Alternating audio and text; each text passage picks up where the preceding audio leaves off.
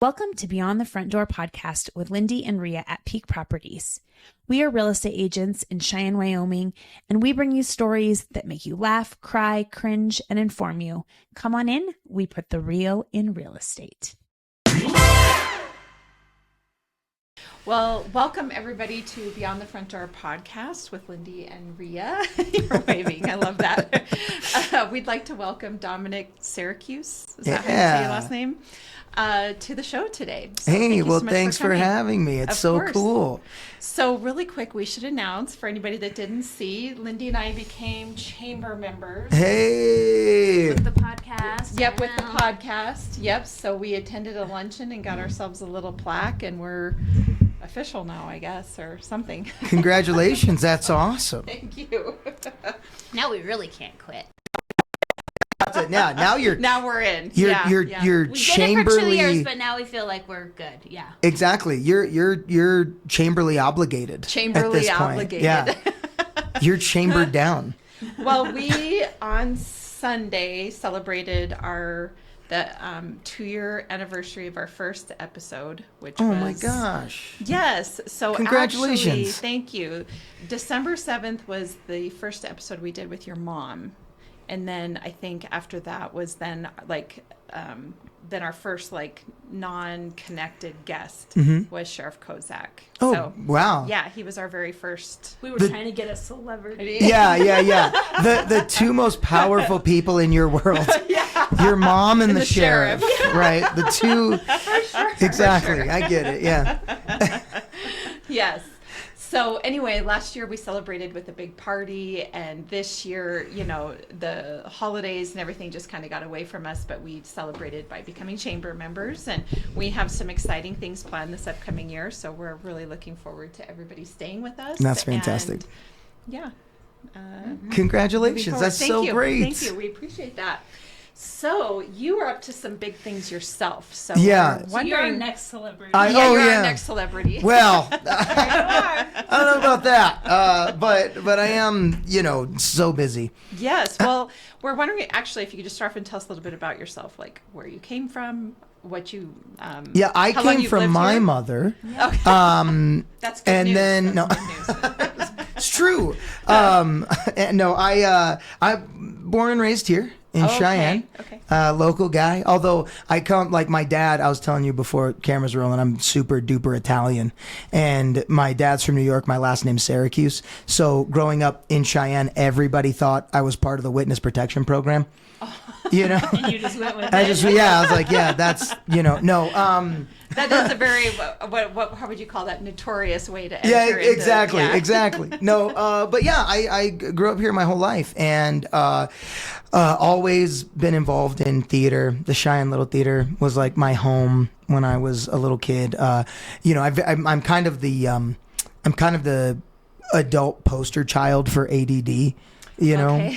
And my parents made me a deal. They said if I could sit down and be quiet and get good grades in school, then they'd enroll me in theater, where I could get celebrated for being the class clown rather than in trouble all of the time.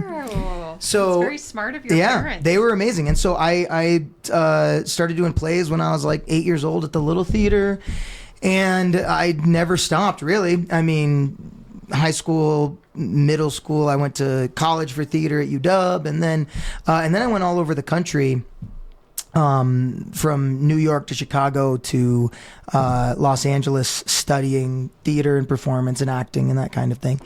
And then when I was in LA, in my master's program in acting, had this really interesting program that went into the prison system and taught acting inside of maximum security prisons.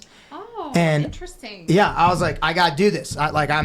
Because to pay my way through school, I always supported people with disabilities or worked in the nonprofit field. Sure. It was kind of my way of giving back, but also actors were kind of like obsessed with human behavior. So the more human beings we can be around, the more we can kind of draw on. There's nothing like the nonprofit world. Exactly. To give that to you. Exactly. So full of interesting, fun characters and passionate people. So when I found out about this prison program, I was like, I have to do this. This is the blending of all of my worlds. I please, I was like, I will pay you. Let me do this. And they were like, Dom, you're the only one interested. It's all yours. got it. You got the job. Yeah. And so, so there was actually a great team called the Stella Adler Outreach Division. We went into the prison system, and I did that for about a year, volunteer. And then I got offered, there was this program called Back on Track, which was an anger management program. And they asked me if I'd be interested in teaching anger management in the prisons, to which I said, I'm an actor. I can pretend like I know how to do that. And they said, that is illegal. We have to train you. So they sent me to this place called the Cognitive Behavioral Institute of California, where I got trained in what's called cognitive behavioral therapy. And that allowed me to teach anger management and things like that. And so what I did is I blended all of my acting training with the CBT training, and I made my own business called Cognitive Behavioral Theater. Yeah, so I started just using acting and improv techniques to teach behavioral therapy, and I don't know, call it a blessing, but right when I made my business, the pandemic happened. And so the prison shut down in LA. I was also doing stand-up out there, and the stand-up clubs all shut down. And so I came back to Cheyenne because, we were quarantining and you don't want to be in California. Exactly, right. During the pandemic. Yeah, No. my idea was, I was like, look, in order for us to be 6 feet apart, we have to come 10 feet closer to each other. So Cheyenne's the best place to be. Yes. So I came back here, and it was wild. Originally I was just planning on hanging out for a little while until everything opened back up in LA. And then there was this growing need, especially for mental health after the pandemic. So the Department of Health Nursing Division in Wyoming reached out to me and said, we've seen some of the work you do. Would you be interested in doing that for nurses during the pandemic? And I said, absolutely. So we did 250 workshops with... Wow. Virtually? Were they all virtually? Or? Yeah. Almost all of them were all, via Zoom. It was wild. And it found out like nurses are like the best people to teach improv to, because they improv all the time. All day long. Isn't that wild? Yeah, they do. Thinking quickly on their feet, staying calm under pressure, keeping a fun attitude about things. So I started doing that. From there, I branched out to, 9 different divisions of the United States Air Force and a whole bunch of other places. So now we've replanted our roots here in Cheyenne, been back for 5 years, and I tour all over the state doing that kind of work. You're doing some stuff around suicide prevention as well. Correct. Yeah. Really, at this point, it's anybody. I mean, like suicide prevention, I do things for youth. We created what's called the Rural Health Network with Julie Fogg from the Unaccompanied Students Initiative. Shout out Julie Fogg. She's actually the one who suggested I come on this podcast, by the way. I love that. Yeah, she was the one who shouted y'all out and wanted me to come to. We created Thank you, Julie. Yeah, thank you, Julie. We created what's called the Rural Health Network, which is just a network of all nonprofit, first responders, health and human service providers, educators, healthcare workers, all across the state. And we meet once a month via Zoom and just share resources and all of that. And that's what led me to this project that I'm working on now, because on top of everything else, I tour the nation as a stand-up. And I've worked with a lot of great folks, from everyone from, really, really big names like was working with Bob Saget on the tour that he actually passed away on, all the way to, just local comedians or people who want to try stand up for the very first time or something like that. So I want to pause you before we go on to the project that you're working on. Yeah. Because I was thinking about this morning, in that I really became, I think there for a little while, all of us, everybody knows like Jeff Foxworthy, Sure. or Billy Yeah. Ball, Yeah, or yeah, those yeah, sorts yeah. of comedians, but I really turned into comedians during the pandemic. Yes. Because we had moved down here. But my husband was still working in Gillette, so I was home alone a lot. And it just was a depressing time, Yes, right? 'Cause we just couldn't yes. get out and see each other.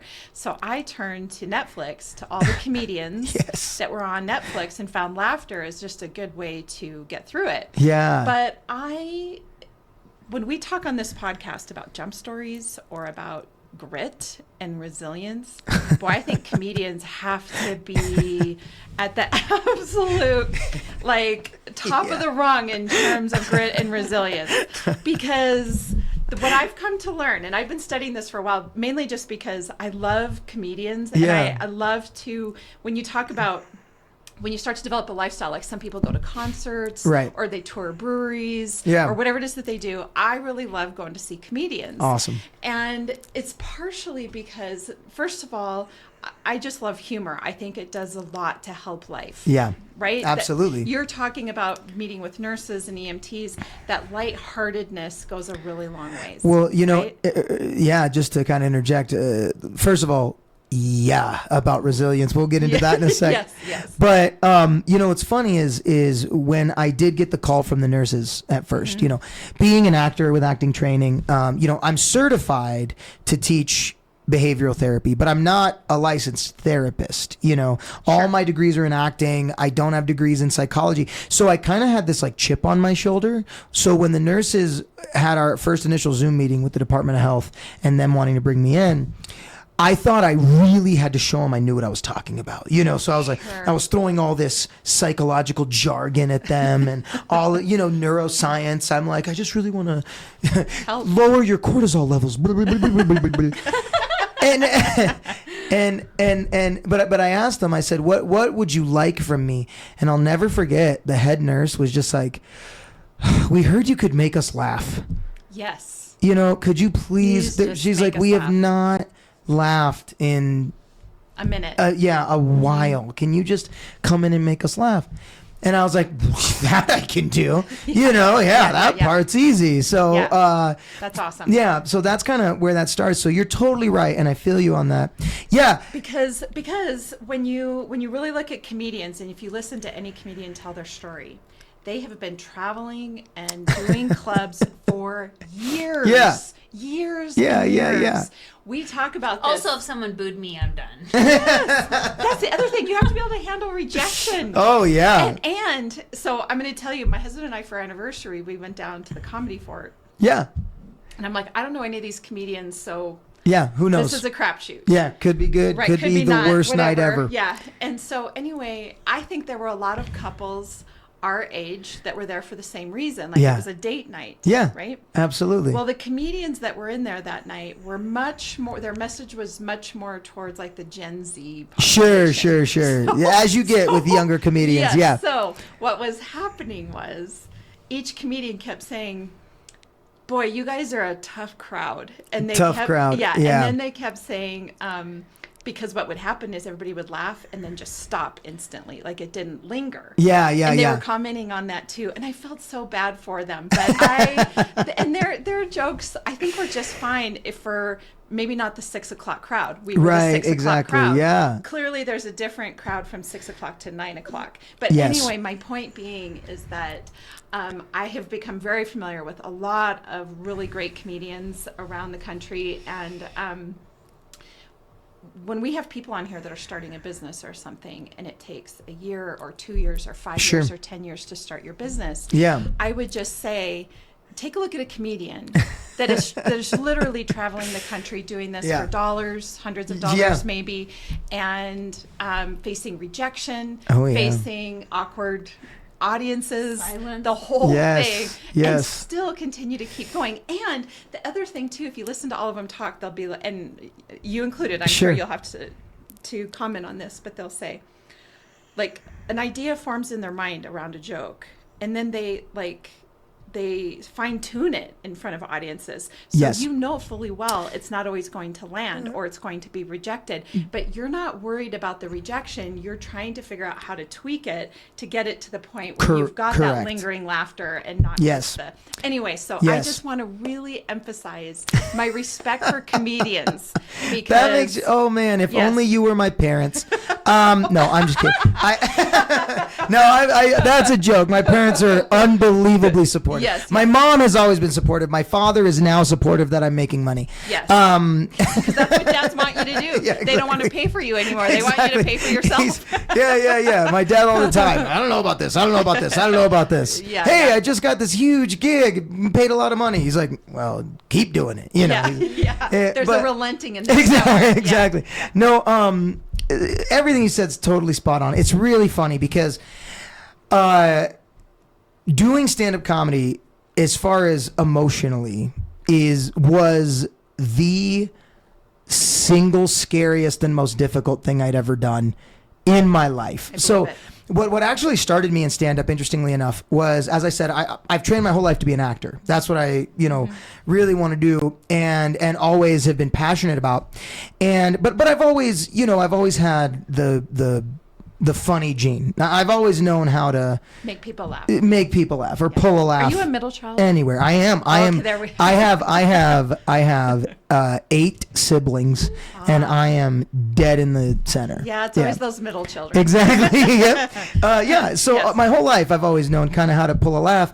But it wasn't until I went to this screening in Beverly Hills of this movie called The Founder, which was the story of the guy who made McDonald's, but it was played by Michael Keaton. And Michael Keaton came out after and did a Q&A. And he said that breaking into acting was so hard for him, he started doing stand-up because he was able to do a one-man show every week and do whatever he wanted. And, that's how he got was freedom in discovered. it. Exactly. And I said, well, shoot, I can do that, so I want to do that. What I didn't know is that I was learning a whole new craft. When you're acting, you're memorizing someone else's words that they wrote down, and you're playing a character. And I'm also a musician. And when you're playing a song, it doesn't matter how people feel about the song. Like, you play a song and they could love it, they could hate it, they could laugh, they could cry. It could remind them. Like, that's the thing about musicians. If you play a great song and someone comes up to you and goes like, man, that reminded me of my first relationship when I got my heart broke. And it was so meaningful. Like, I got divorced and that song got me through, But then, if you're a comedian and you get on stage and you perform and someone comes out after and they're like, that reminded me of my divorce. You made me cry. That's the worst thing. Right. Stand-up is the only objective art form. As in, I have to be making you laugh every so often. Successful. Or I'm failing. Like, every single Yes. joke is Has a to pass-fail. Yes. And so that part, I remember in LA, I started out at this place called the Improv in Los Angeles. Yes, I've heard of that. And you'd go to these open mic nights. So that's where, if you want to try to be a comedian. Now, the open mic night started at I don't remember, 7, but you had to get there at 5:30 because there was a line of hundreds of people just trying to get in. And you all go in line and they do a ticket, like a lottery system. And then they draw your name in the lottery. And if you get up, you get 2 minutes. Okay. Well, stressful. technically you get 3 minutes. You get 2 minutes and then you get the light, which means you have 1 minute to wrap up. And if you go longer than 3 minutes, then your microphone gets cut off. And so I was working really hard on these 3 minutes. And what I'd do is I'd turn my microwave on for 3 minutes and then I'd do the thing. So when I heard the good idea. beep, I knew that was when, they'd cut off my microphone. And I was stressing out because my bit I was working on, it was always 10 or 15 seconds over, always 10 or 15 seconds. And I went for probably 13, 14 weeks before I ever got called up. And I finally got called up and I'm like, here we go. And it's the first time I ever get on stage to do stand-up. And I grabbed the microphone. I was so nervous. I did my entire bit that I thought was 3 minutes and 15 seconds before the 2 minute light turned on. So I must have sounded talking like an fast. auctioneer. I must have gotten up there just like, hey, okay, bye. And then, I didn't know if people were laughing. It was so scary.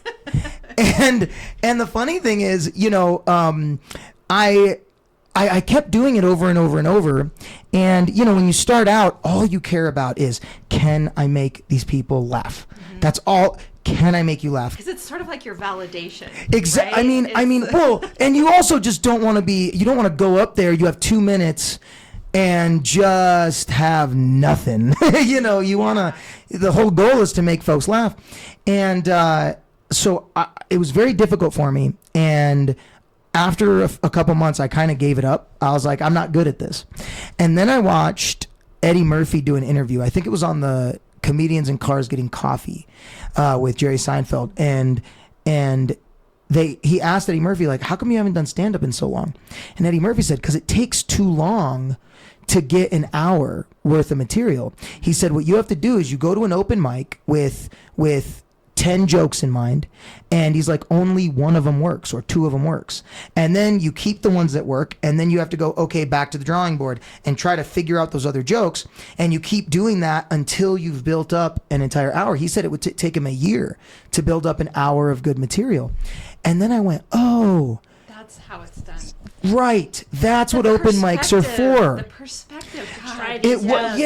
It's not meant to be like, am I good or am I bad? It's meant to say, if you want to be a stand-up comedian, how do you figure out what works and what doesn't? So what I would do is I'd start going to the open mics and I'd film myself and I would watch it back and I'd be like, okay, what am I doing? What am I not doing? What can I do better? Just like football players or basketball players do, exactly, right? Exactly. Yes. And so I started tweaking that and I started getting kind of better and then I started, you build up to where you get 5 minutes of good material that works. And I started doing that in clubs. And then after a while, I built up to, 10 minutes. And then eventually I was asked, I kind of started building fans and I was asked to become a headliner. But a headliner in LA is about 20 minutes. So I was asked to do 20 minutes at this club called the Federal in North Hollywood. And that just became my place. Every Thursday night, I was, I headlined Thursday nights at North Hollywood, thanks to this awesome promoter that I'm shouting out named TK, who has since moved to Dallas, Texas, and runs a comedy club called TK's. Oh, I'm gonna have to go. Yeah. Yep. So he gave me my start, and so I started headlining out there, and then I got a call from a buddy of mine here who was like, dude, because at this time I'd been in LA for 8 years. He was like, hey, how about you come back to Cheyenne and do a full show in Cheyenne, like a full hour-long show. And I'd never done an hour before. I was having nightmares about it. But I ended up... Most comedians don't... I mean, an hour would have to be tops, right? Other than like Dave Chappelle or something. Yeah, an hour is how long you need for a special. So all those specials you watch on Netflix, they're all an hour. And if you can do a full hour, then now you enter into a kind of another level of comedian where you can get paid to do corporate shows and tour around and stuff. So I did my first hour in Cheyenne, and here's the funny part. I was so worried I couldn't do a full hour. I'm like, I think I have like maybe 38 minutes of good material. I don't know. And, but then I get to the place and I say, how long do you want me to go? And they're like, you can go as long as you want. They're like, people are buying drinks. We don't care. You guys got this place all night long. Where were you at? This was at the Atlas Theater. Oh, the Atlas Theater. And that's a theater that I, went and did plays in and stuff when I was a kid. Yeah. So I was like, let's go. So I go there. Here's the funny part. I get out there and it's just all my friends. And I had like teachers from elementary school who were in the crowd. I had like, my friends' parents were in the crowd. So and they start laughing. And once you get that first laugh, you just ease up. You're like, all right, you guys we're having fun. Yeah. And I just started telling stories. I started riffing in the crowd. I started, bringing people up on stage and all this. All of it. Well, the funniest part was then the guy who told me I can go as long as I want is like waving his hands, doing this. And I'm like, okay, so I have to wrap up the show. And I'm like, good night, everybody. And I walk out. And I was like, I thought you said I can go for as long as I want. He said, you went for 2 hours and 40 minutes. Oh, my gosh. I didn't think that I was like, oh, okay. You're like, so I got a special. Exactly. I got like 4. I got like recording that to send to exactly. Netflix I got like 3 specials out of that. I don't know. So after that, that's when I, so now, that's what I do when I'm not in town, or doing workshops for mental health. I'm touring around the nation doing stand-up. Just got back from Indiana and Chicago and Ohio. Ohio, by the way, amazing comedy scene in Ohio. It'll blow you away. So So Matt Rife, isn't Yes. he from Ohio? Probably, yeah. Yeah, and he sort of, I feel like TikTok kind of made him an overnight. It wasn't overnight because he had been doing comedy clubs since he was a teenager. I have a story about that, but yeah, go ahead. Okay. Oh, yeah. Go ahead. So I knew Matt Rife. Now, he and I don't like know each other, but I knew him when I was starting out. Like I said, you go to open mics. Yeah. He was the guy who hosted the open mic at the Laugh Factory. Or at least I saw, maybe he was a regular at the Laugh Factory, but I just saw him all the time at the Laugh Factory. And I knew him as that guy from the Laugh Factory. Like, he was always in this club in LA. And, but anyway, I was trying to get on stage, or I'd try to get, just those 2 minutes at the open mic. And he'd been there for a while, and he was always doing 5-10 minutes. Well, anyway, flash forward to like 2 years ago. And, I've brought some folks through Cheyenne at this point, like Christopher Titus and Bob Saget, like I mentioned earlier. Yeah. And my sister, we're at like family dinner, and my sister goes, "Hey, you should bring in Matt Rife." And I was like, "How do you know who Matt Rife is?" And then my two other sisters go, "Oh my God, are you talking about Matt Rife? I love Matt Rife so much. Oh my gosh." And then I'm not making this up. And then my mom walks in the room and she goes, "Did you guys say Matt Rife?" And I was like, "What is going on? Like, how do you guys all know who this is?" And then I found out he's like blown up on TikTok. He's like the biggest comedian. And so the funny thing was, I knew who his agent was, so I called his agent and I was like, "Hey, what's it going to take to get him in Cheyenne?" And his agent was like, "No chance, man."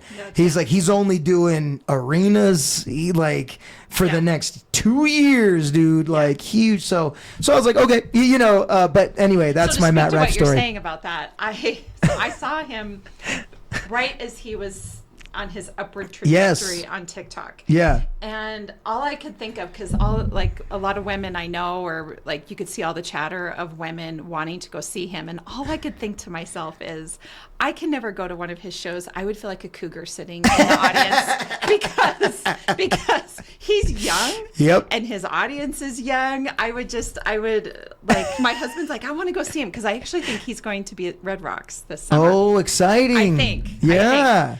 Anyway, my husband. I saw that too. Yeah, and Grant's like, "I want to go watch." I'm like, "Oh, I don't know if I can. I don't know if I can just Sit back. Yeah. Yeah, Relax. he does Don't crowd sit work. in the front. That's the Don't sit up worst. front. I'm telling you, as a married man, the worst is when you go to anything and your wife sees another man and just goes, you're like, "Oh man, nah, Funny. yeah." Well, I do think the comedy scene is kind of blowing up a little bit. We went and saw Leanne Morgan a Oh, couple of years ago, and amazing. she's now made, she's got herself a little sitcom, and it does seem like comedians that sort of the trajectory is some of them go on to have a sitcom of Sure. their own. Like Or big- Tim yeah. Allen is Tim one, Allen, right? yeah. He went on to have so several of them do it. So it's kind of fun to Yeah, well, see it and happen. anymore, the interesting thing is, especially with social media, social media, using Matt Rife as an example, has really changed the game because before that was the trajectory. You're a stand-up, you work your way up in the stand-up world, you get seen, then you get a sitcom, and then if you're a mega star, you work your way into movies. That was kind of the way it was for forever. Now, with social media, as far as ratings, as far as eyeballs, there are way more people on TikTok than there are watching TV anymore. Right. There's way more people on Instagram Right. or Facebook or YouTube than are watching even movies or anything like that. So you're seeing these celebrities, you're seeing these people who are on social media They're getting a becoming platform. and there's no gatekeeping anymore. Right. To where it's not like, "Oh, I'm in charge of comedians. Exactly, and I get to decide. On the stage. Yeah. Right. It's like you could be, honestly, you could be, another example is Theo Vaughn. Yeah, you can be in front of people like Theo all the Vaughn time. said this. He was like, I love after he interviewed Donald Trump during the presidential run, I watched him and he was like, "I started this podcast in my basement a year ago. So, he's in his basement talking on a microphone, and then a year later he's interviewing the president of the United States. Like, that's the power of the internet. That was a fast trajectory. Exactly, right? Lindy and I are still waiting for that moment. Exactly. That's not, yeah. Beyond the front door. Dominic. Yeah. We got Dominic. What are you guys saying? And Sheriff Kozak. I'm right here. And your mom. I know. No, the thing is about that, going to like this project that we're working on now. So, working with the Rural Health Network, the big thing we realized was that nonprofits, the big issue people have in nonprofits is funding, as always, because someone starts a nonprofit because they have they have a passion.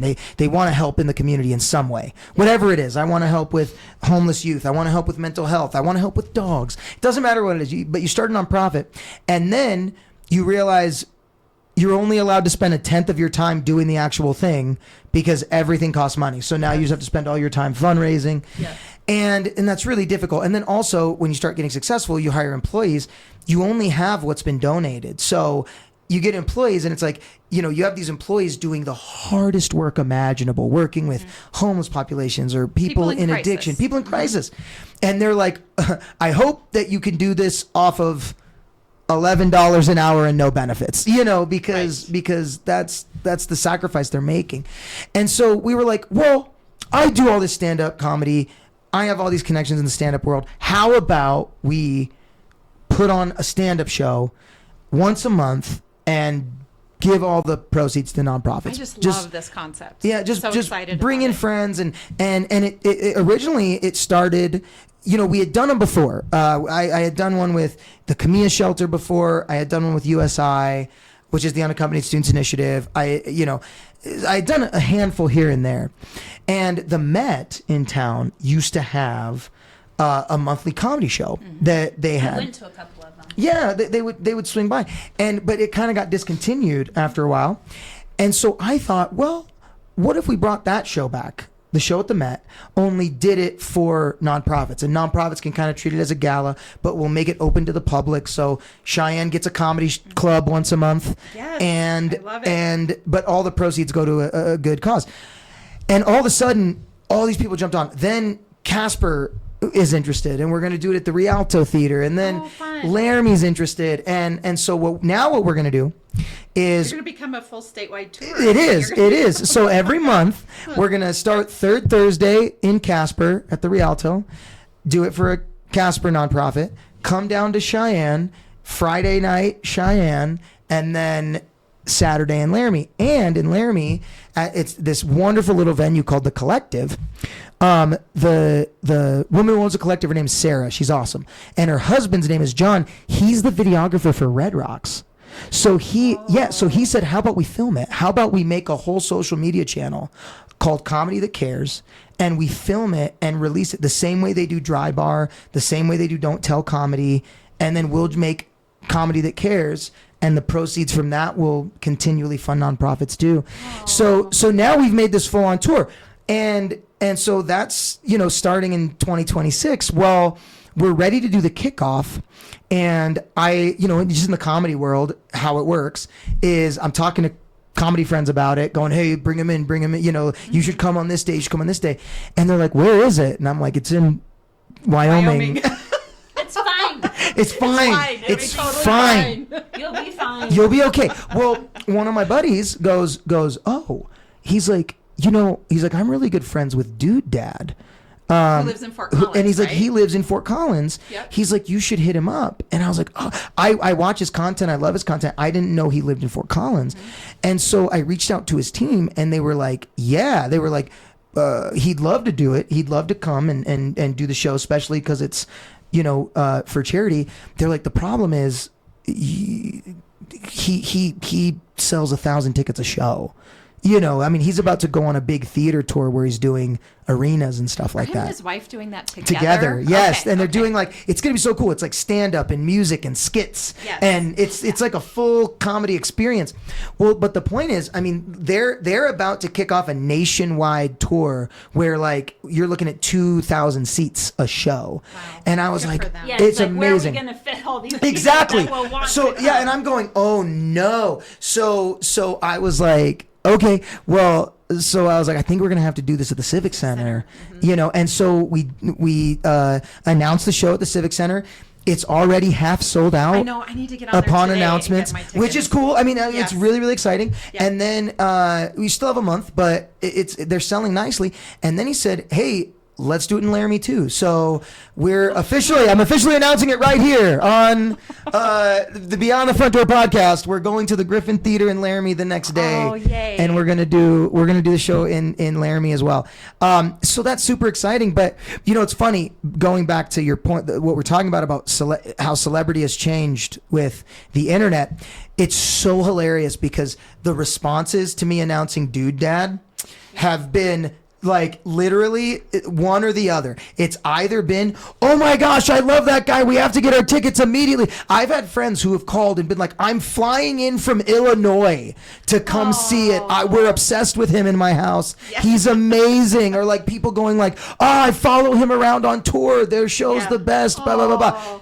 There's that. And then there's, who is this? I've never heard of them. And there's no in between to where it's like people going, I had to look up who that even was, to people going, oh my gosh. And that right there shows the way not only celebrity has changed, but that's how the algorithm works. Sure. It's like if According he's to your interests, or if he's on your feed, he's like one of the biggest parts of your feed, right? Yes. He's like, oh, I love him. He's who I follow. He's who I, well, and I follow comedians, so he's always up in there as well. Right. Yes, Right. you're right. That's who it is. But if you've never seen any of his stuff, or it's like the way the algorithm works, you've never heard of him at all. You know what I mean? So one of the fun things about Dude Dad, what's his actual name? His real name's Taylor. Taylor. Yeah, Taylor His- Kalmus. Yeah. So so what happened was, when I first started watching him, he didn't live in Colorado. I don't remember what state they came from. Somewhere Yeah. in the Midwest, I think. Yeah. And they decided they were going to pack up their family and come to Colorado. And I think he even did some spiel about buying a Subaru. Colorado has Subarus, right? Right. So anyway, so they bought a home and they have completely remodeled it. And so they often show like the before and after pictures. And he's done an amazing job. So he clearly is very skilled. I Yes. mean, he can make things happen. But he wears these shirts, and I actually think you can buy them. But I think I'm not going to get it quite right. And you're going to have to tell me. It's like, do it later construction. Yes, or do it. something Yes, like yes. that. Or it's like I'll I do think it it's later. or I'll I do it think later. it's almost done Done. construction. Yeah. To where everything's almost done. done. Or like all these projects where you get them 90% complete and then stop, and then there's that other 10% that needs done. Yes. And that's Dude Dad's demographic. It's like Yes. you know him if you are like a DIY person. Yes. You know him if you like family, husband, wife related skits. It's clean. It's fun. clean, funny, Yes. humor, family You like friendly. him apparently if you're a 12-year-old boy. 12-year-old, yes. No. So this is funny because I was telling Maria before you got here. You called me Yes. the other day when you called me and you said, hey, I want to come on the podcast. Yeah. And I was like, yes, that's great. And then we got off the phone. That same exact day I picked my son up from school. He came out of school and was like, Mom, Dude Dad is coming to Cheyenne. And I was like, what? And he's like, this guy. He showed me your video Yep. of you announcing it and saying all of it. And I was like, he literally called me today to be on the podcast to tell us about, and he was like, what? And he's like, I hope there's a comedian for kids. Oh, that would be really cool. How It cool would would be that be fun. if we did A a lot of kids it is comedy dirty show? humor or something. Right. Like you're like, you can't go to that. and Dude Dad show, I feel bad because it is 18 plus. It's like, Yeah. you know, So I was like, you can't go to that. But and then he was like, well, I hope there's a kid one. yeah, we'll have to do that. You know, one thing I'd love to do, just on a side note, is I'd love to start doing stand-up comedy classes, and then whoever, like, gets a set that they feel is really, really good, maybe they could like do 2 or 3 minutes to open up the Comedy That Cares shows, you know, Yeah, so that yeah. you get a chance to get up there, get some stage time, meet some folks. But yeah, it's really funny because, like I said, there are people who have like And then I told my husband, and he said, "Who?" exactly. That's how it works. And well, He you know, doesn't have social media. well, but you know, this is I really like this actually, because this is how, again, this is how celebrities changing. Before the internet, again, it's like you knew of a celebrity if they were in movies or TV, right? That's that. Those were your two options. And then the internet's come along. And not only are there internet celebrities, right, that people love, but it's made it to where even if you're not necessarily an entertainer, you can become this voice for what you do. So, for instance, the Civic Center just had Nurse Blake come. Yes, I Right. saw that. I didn't get a chance to make it to that And one, but now, yes. now here's the thing. I didn't know who Nurse Blake was. Yeah. Like the only I'd seen one interview of Nurse Blake on social media, but I didn't know who Nurse Blake was. Nurse Blake is a nurse, just a nurse, but very funny, wonderful personality, very like outgoing and all this, and just talks about nursing, makes social media videos and skits and all this about what it's like to be a nurse. Well, guess what? So just to put in reference, when you're in the entertainment world, you have to know what size venues you play.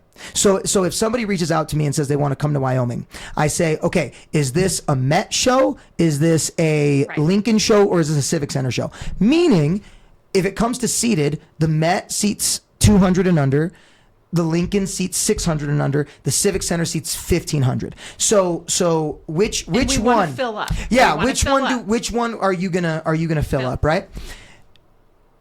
When we did Bob Saget, we did it at the Lincoln, and it sold out. We sold a total of 800 tickets to Bob Saget. Okay, we had to do 2 shows, but yeah, total of 800 tickets to Bob Saget.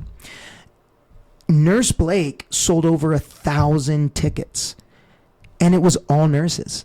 Oh, sure. Because that's who know him, that's who love him. So Yeah. while the rest of us are Didn't like, know. who is Nurse Blake and why is this a big deal? If you're a nurse, you're like, he's coming here. This is the dude who makes the stuff about us, about our life. Well, and I think you're hitting on what comedians do. Yes. They hit on real life.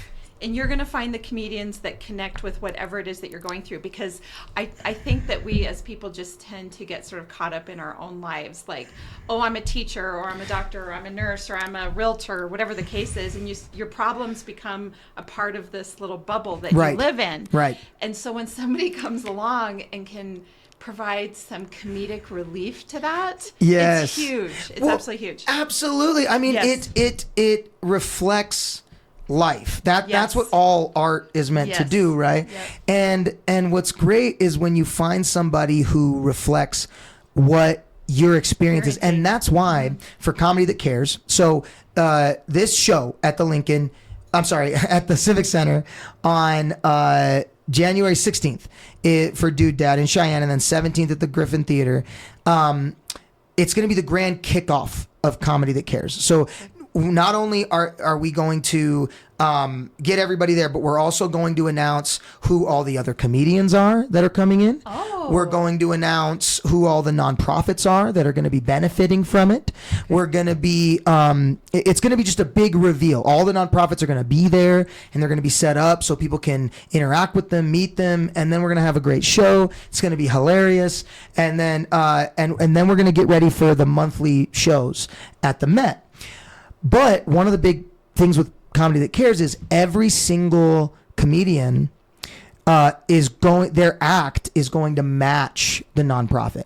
That's what I was going to ask you. Yes. So maybe like kind of like themes. Exactly. So That's fun. let's say we're going to do one for like a veteran services, right? Then I'm going to bring in comedians who have been in the military, right? Sure. Or if we're doing something for mothers specifically, there's a great comedy show called Moms Unhinged, Yes. which is just moms Was that the same group No, that it's a came different here? one. Was it a different one? Oh, I think that was. I know they did the Angry Teachers comedy tour, There was a and they mom's did a one mom's last year. one I too. forget what it was, but Yeah, I'm not sure. okay. But Mom's that's one, yeah. yes, So yes. so all of that. There's a comedy group I work with. We want to do one for rehabilitation services. There's a comedy group I work with called Second Chance Comedy, which is all comedians who have been through rehab, Addiction. and they all talk about addiction and everything. And so we want it to match whatever cause for the time. But also another thing that I want is that I really am like. I really am a clown at heart in my spirit. Like, I really feel like if I was born in a different time, I would be one of those traveling minstrels who's got like a caravan and I just break it out and have like, who wants to see a magic trick? I have a song. Who wants to hear a story? Like, that's just the spirit I have. And what I loved about growing up watching Comedy Central Presents. You remember Comedy Central Presents? I used to watch that every night to fall asleep, which is probably why I am the way I am, especially since I shouldn't have been watching it. I was like 7. And like every night I'm just watching comedians, and anyway, they always had a variety of comedians. It wasn't you'd have musical acts or you'd have different kinds of things. And I really want that. So I'm going to wait until the big reveal to name all of the acts that are coming, but I will tell you there are going to be like comedians who are also magicians and comedians who do like variety stuff. There's going to be musical acts. There's going to be just a big variety of just ways to make people laugh. And as you said, just be that light in the community. You know what I mean? Like just because unfortunately, if I can get serious for just a second, we really have exchanged entertainment for screen time on our phones, right? And what's dominating our feeds is normally like political stuff or hostility or people getting angry with each other. And I think that when that's all you're kind of downloading into your brain, it becomes easy to get really upset or depressed or think everything's awful. And like you said, like those nurses said, I think that people could just really use a laugh right now. And I think that people could really use an excuse to put their phones down, get out of the house, and just get showered in goofy joy. Even if it's something as silly as somebody talking about their kids or whatever it may be. That's really what we want to do is provide an outlet of joy and positivity for a good cause, and we really want to make it a staple in Cheyenne. I've been working with a bunch of amazing groups on this. I know I'm kind of the one who comes to all the podcasts and like gets interviewed by the papers or whatever. Yeah. But no, I have to make shout outs because first of all, the whole thing, I've been working with, like I said, the Met, Jackie and Jamie over at the Met.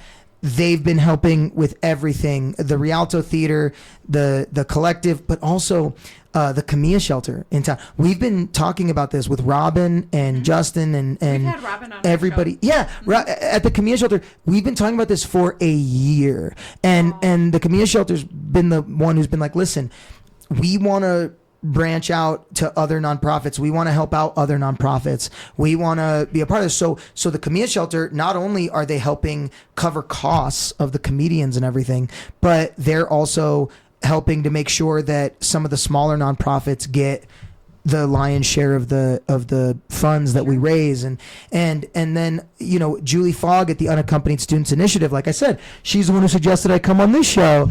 And she's helped to team up. Oh, yes. definitely. We had Jessica. Sears. Yes. And then Jessica moved from there. Yeah, so we haven't had Julie's awesome. We gotta have Julie on there. But so working with her, and then there's this other group called AHEPA. And AHEPA, they're known colloquially in town as the Greeks. They do like the Cars, Cigars, and Guitars festivals, like that. They've done comedy shows in the past. And really, it's a group of business owners in town who are all just philanthropic and just want to help out and just want to raise money for charity. And they have their own scholarship for kids that they do. So we've literally been meeting twice a month about this, and they're the ones like, helping to find the sponsorships and helping to find the funding to make sure that the comedians are paid for, so the nonprofits can get 100%. So it's really been this massive conglomerate, right? Wow. Of amazing organizations. Some other ones that have jumped on, Jonah Bank, of course. They're always they're always my go-to. I feel so bad every time I call them. Michelle DeHuff over there, who I love to death, and Mike Williams. They're every time I call them, they're just like, "What's the project, Dom? What do you got? What's the next one?" So of course they were a massive part. They were like, "Sounds great, we're in." And then Visit Cheyenne has been awesome. Jim Walter over there, helping us out. So like I said, there's just this huge group. Oh, and we just announced the Laramie show. Toyota of Laramie. They in Laramie. Every nonprofit I talk to, I'm like, who should I reach out to for sponsorship? They're like, Toyota of Laramie, Toyota of Laramie, Toyota of Laramie, Toyota of Laramie. Every single one. And I called Toyota of Laramie, worked with someone wonderful there named Mary Beth, and literally they funded the entire Laramie shows.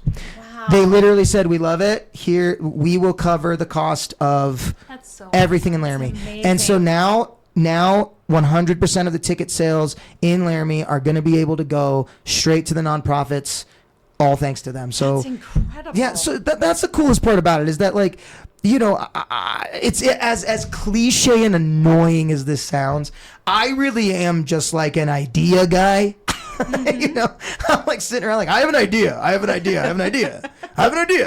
But it's that's we like idea people all the time. Yeah. I have an idea. But it's really the community of Cheyenne that's come together, and they're the doers. They're the people who are like, we can help out. What do you need? Sponsorship? We got you. We can help out. What do you need? Us to reach out, get these people. We got you. And that's the coolest part about living in Cheyenne is really the community aspect of it, to where it really is like one. We really care about each other here. And we hear that all the time on the podcast. How much everybody appreciates about living here is that we do care about each other, and that's a huge thing. I will say, just in kind of wrapping up, I think what I love so much about Comedy That Cares, the first is that just getting people away from their phones, out of their homes, and out doing something that is happy and lighthearted, I think is number one, huge. Number two, that you are using it as an opportunity also to support the nonprofits in town and the people in our town that need those services. That's awesome as well.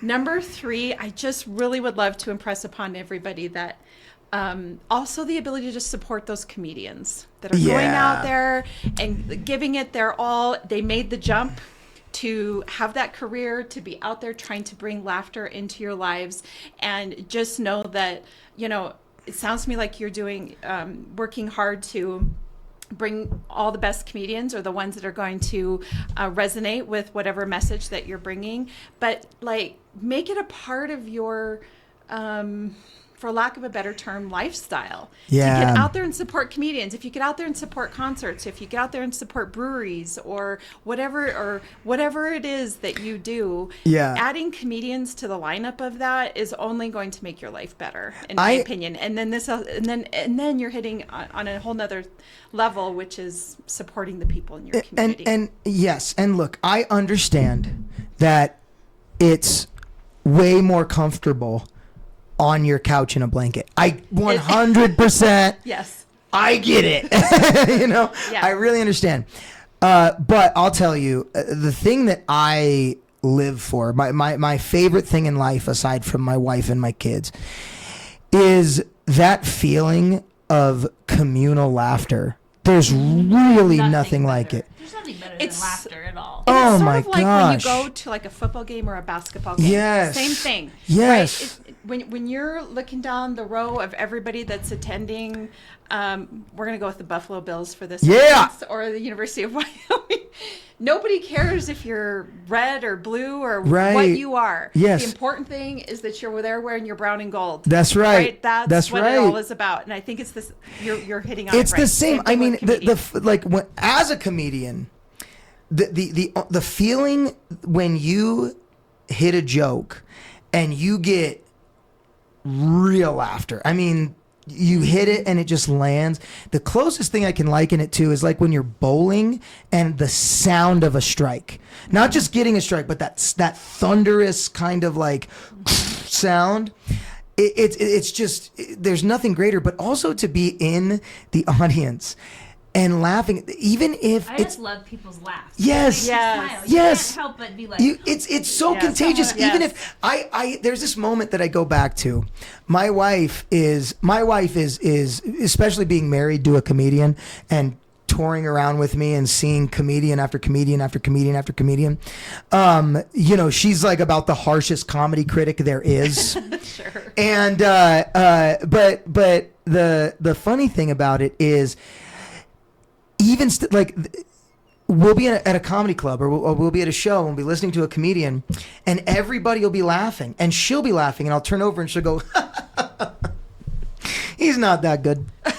And, you know, but the thing, she's supporting but she's still laughing because laughter is contagious. Yes. Right. There's Yes. laugh. I love it when there's like the one laugh So- that so stands out. Yes, Everyone, you're yes. just like laugh because of the person's You laugh. hear, It's so great. you hear that like gawk, gawk, gawk in the back. I'm You telling know, you. we all have somebody in our lives that has a laugh, right? Do you have somebody Yes. in your life? Who's the Oh, person yeah. in your life that has the best laugh? Oh, there's a lot.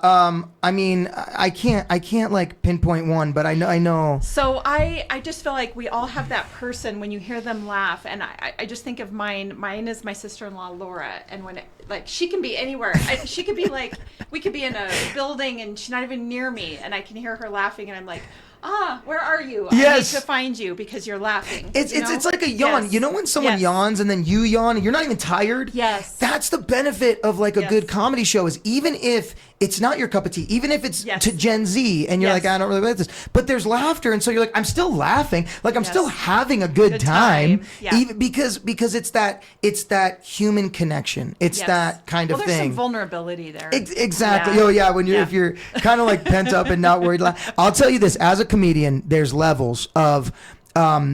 Obviously, you don't want to bomb. Like that's what bombing is when there's nothing. That's when you don't. That's what you don't want. And then the next level is like chuckles. Chuckles are friendly and polite. Yeah. But if you get a chuckle, you're like, all right, I really need to step up my game, right? Then you get laughter, which is what we're all here for. And if you can get laughter the whole time, you're like, all right, I did my job, right?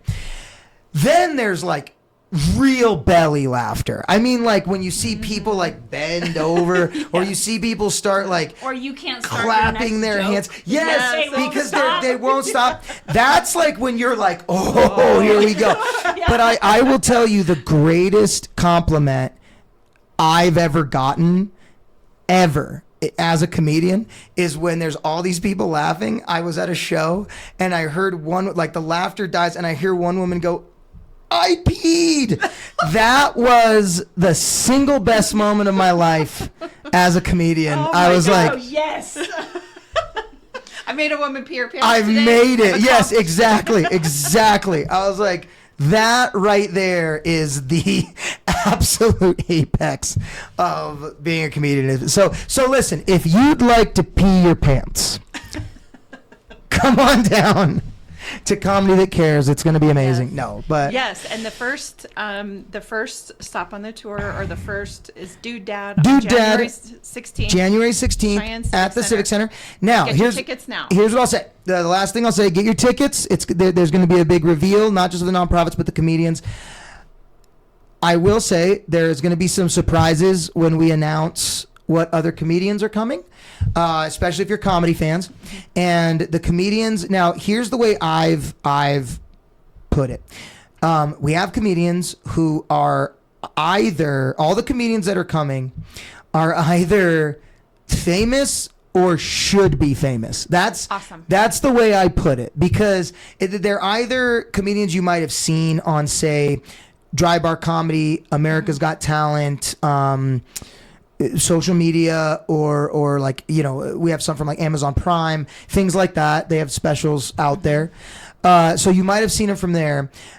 Or they're comedians that I know from doing the circuit that they are so funny. You're like, everybody needs to know about you. Are the fun. There's a handful of comedians that I am lucky enough to be friends with that I am just constantly in awe of how good they are. And also like, man, what can we do to get them on everybody's feed, you know? I know. I have a few that are, I think, are climbing, and I watch them, and I'm always like, God, I wish. Same thing. Like, how do I get the word out to people to get them to come see them, because they're hilarious. The one that I'm thinking of, he actually did come to the Comedy Fort in June, and I drugged 2 friends there who trusted me, which is great. Yes, great. But I'm never going to say his last name right. Zoltan, yeah. Kazas. He's amazing. He is absolutely so amazing. funny. So funny. If anybody that's listening, if you get a chance to look him up. And you look, he doesn't look like his name should be Zoltan. No, but he's right?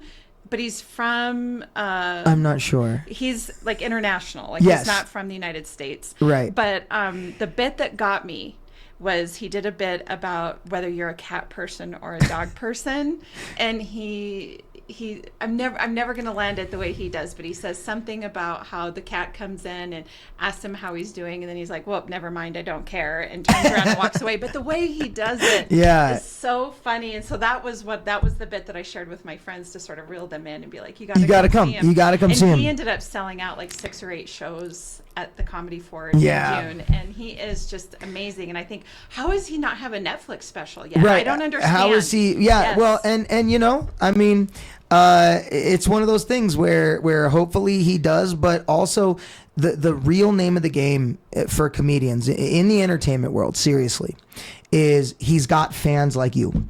And so long as he has fans like you, he can do this work forever. Sure. It's when nobody comes to the shows that our job is no longer exists. Anytime you know what I mean? He's nearby, I'm going. He's just great. So anyway, and there's many out there. Many out there, and it sounds like several of them are coming to Wyoming over the next year, and I'm so excited. It's going to be so I'll fun. do everything I can to help promote. Yes. So, awesome. Well, anyway, come to the so shows. Much. They're going to be great. Thank you guys so much for having me. Awesome. Thank you so much for coming on.